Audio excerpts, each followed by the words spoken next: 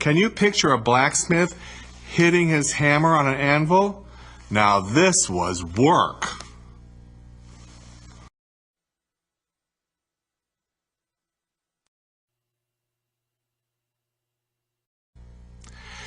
Busy is a variation of the sign for work.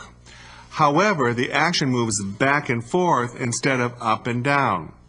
Use one fist as the anvil and the other forming the letter B. This is also the sign for business. Use the letter F to sign function.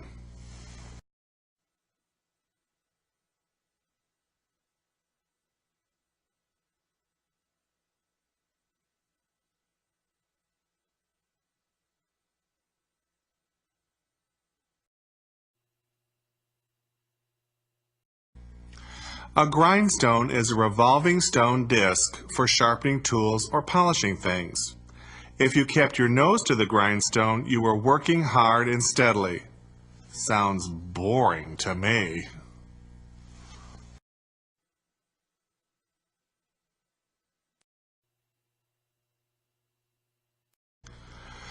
You would control the horses pulling your carriage by holding and using the reins. This is also the sign for manage and administer.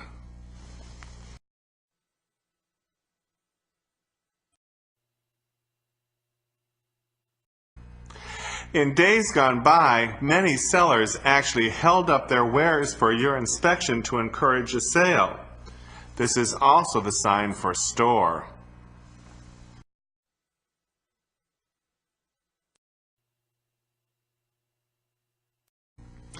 Try this visual picture. You're broke and you're just barely keeping your head above water.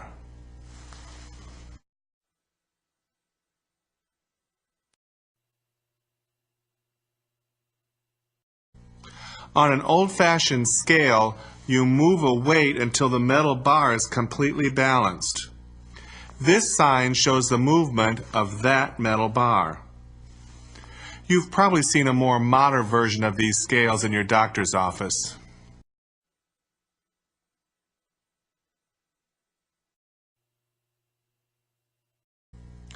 Before word processing and speech recognition programs were a reality, a secretary would take a pencil and take dictation.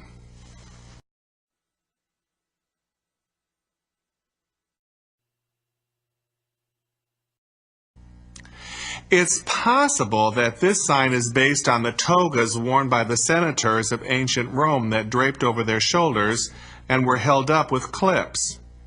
If not, you still can create that mental picture to remember this sign and related initialized signs. Form the letter S when you sign Senate. Use the letter C to sign Congress. Use the letter B to sign Board. Use the letter L to sign Legislature.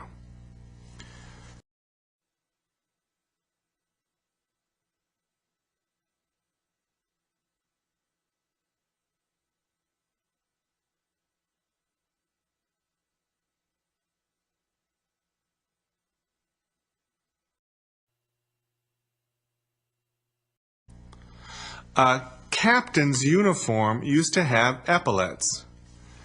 This is also the sign for boss.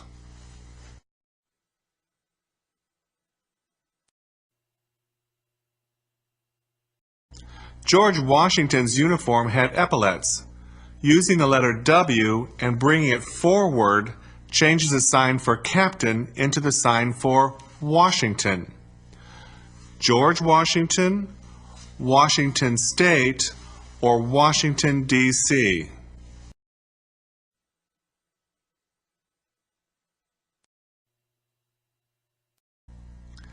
Since Lincoln's head is on a penny, the sign for Lincoln is similar to 1 cent. Place the letter L at your temple.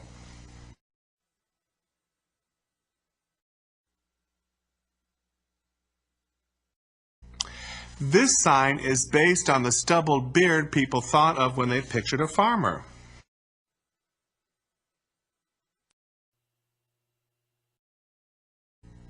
Shepherds today use electric shears, but they used to cut the wool with scissors.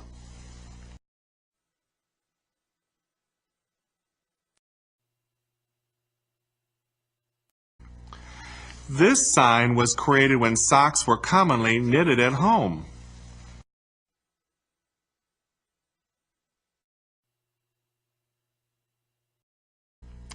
This sign is based on the clothing of rich people.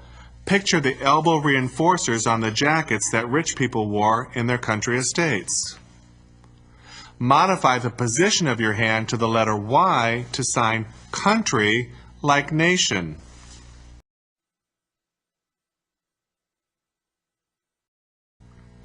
The poor often wear old clothes with holes at the elbows.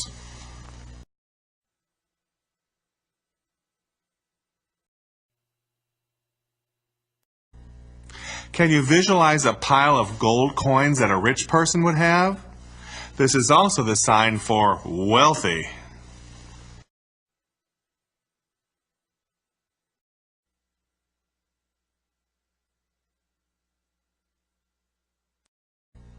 When you make an extra buck or two, you might just tuck this profit in your shirt pocket.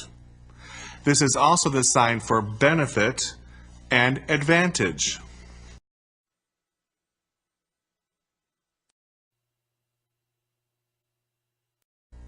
Can you picture a well-to-do man wearing suspenders?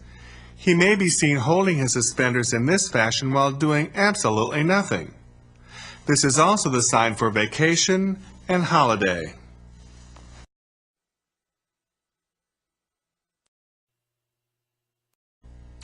You learn the signs for man and woman, which are partly based on the ruffled shirts worn in the 19th century. Just showing the ruffles on the blouses and the shirts worn by these ladies and gentlemen is a sign for polite. With this modification, the ruffled shirt is also the origin of the sign for fine.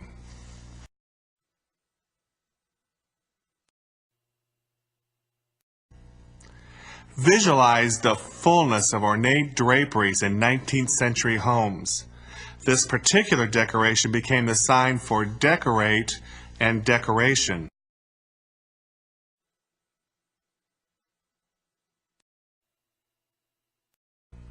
Can you picture a president wearing a helmet with horns? Well, it's based on the head coverings with buffalo horns worn by Native American chiefs. This is also the sign for superintendent.